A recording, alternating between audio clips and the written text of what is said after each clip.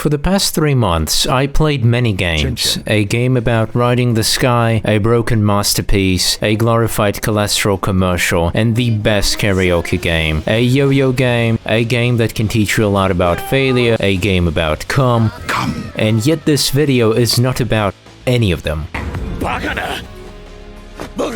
This time I have something special for you. It's a universe I referenced in my Legend of the Galactic Heroes video, truly a blast from the past, Emperor Battle for June.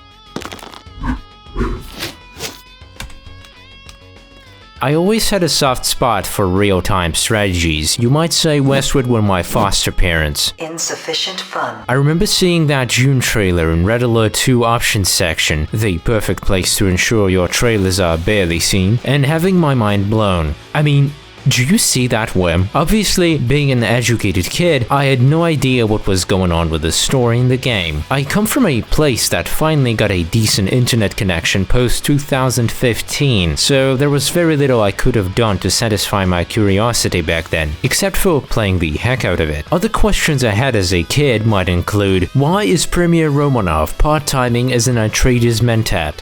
Premier Romanov here.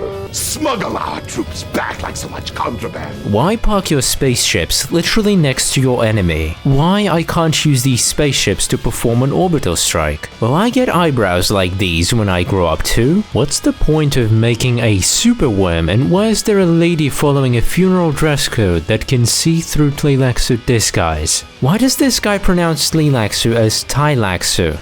The Tleilaxu. Representatives from the Tleilaxu and the Tleilaxu, but How's Tleilaxu? Oh no, it's just as contagious as any Tleilaxu bioweapon. Tleilaxu, god damn it. Why did I capture all these regions and savor the moment before capturing one of the capitals, only to discover the game ends once you capture only one of them?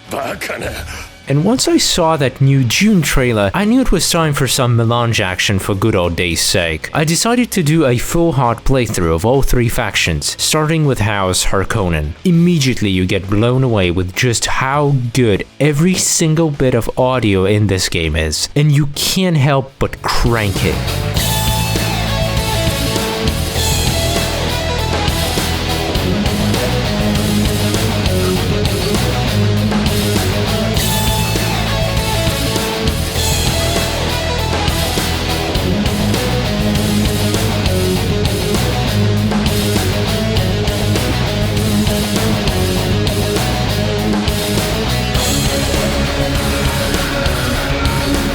I've had this on my playlist for more than a decade at this point, and it slaps every single time. However, there's a problem. Units box, aka responses, could have used a little more variety there to not drive you mad 5 minutes into the game, especially if we're talking group lines. Have a taste. Let's go!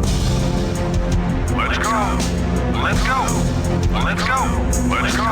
Every faction's key traits are not only represented via music, but also their design and functionality of their units. Harkonnen get a lot of merciless, brutal machines that represent pure force before anything. Radiation! Whatever.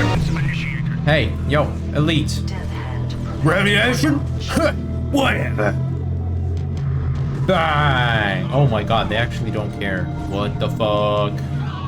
Do you believe it? No, they do care. Alright, they do care. Atreides are more humane and are the only faction to get a healer. Orders are incredibly versatile and can hit and run like no other faction. The game has incredible tactical depth, where just building a bunch of units and attacking all at once may be less effective than deploying a small force in the right place at the right time. Playing to your unit's strength is undoubtedly key to victory, as sometimes building a bunch of the most expensive units may be less effective than massing the most basic unit in a specific scenario. Not every unit can attack move, so it also becomes one of the big calls to make when it comes to army composition. Careful use of Order's deviators can be a difference between a resounding victory and a crushing defeat. Building a bunch of Atreides sonic tanks will almost always guarantee that they end up killing each other, and one correct use of Thumper can mean the end for enemy advancement. The world of June is harsh compassion and forgiving, but what's more unforgiving is how pathing works in Emperor Battle for June. You'll have units stuck in unexpected places, enemies moving around your base instead of breaking through the unprotected walls and destroying your hastily created one Li Changchang, sometimes even traversing the event horizon-ish terra incognita to follow orders. Humans have unlocked space travel, yet they cannot master the art of dropshipping more than one unit at a time. Now that I'm a certified anime nerd and a grown-up man, I have even more questions, for in much knowledge there's much pain. So Orders Dominatrix is like a low-key psychopath civil system? Why did I learn about the deploy button only once I beat the game and began making this video? Yes, I was literally clicking on each unit individually throughout my playthrough. Yes.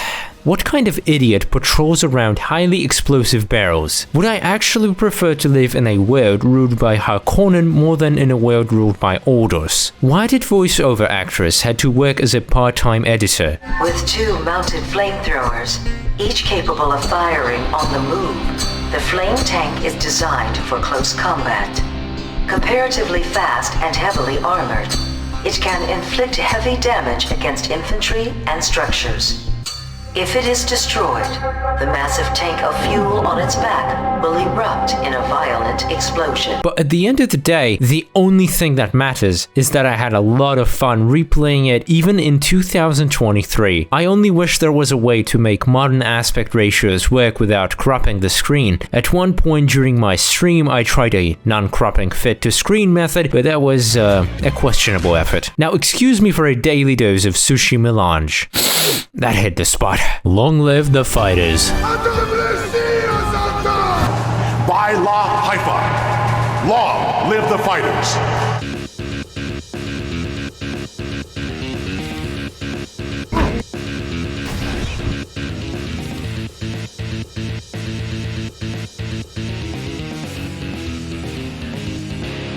As a little something for those heroes who survived to the very end of this video, here's an old guy who performs Bacana Hex Effecta. Bacana! Bacana! Bacana! Bacana! Bacana! Bacana! There are those among us, among us, among us.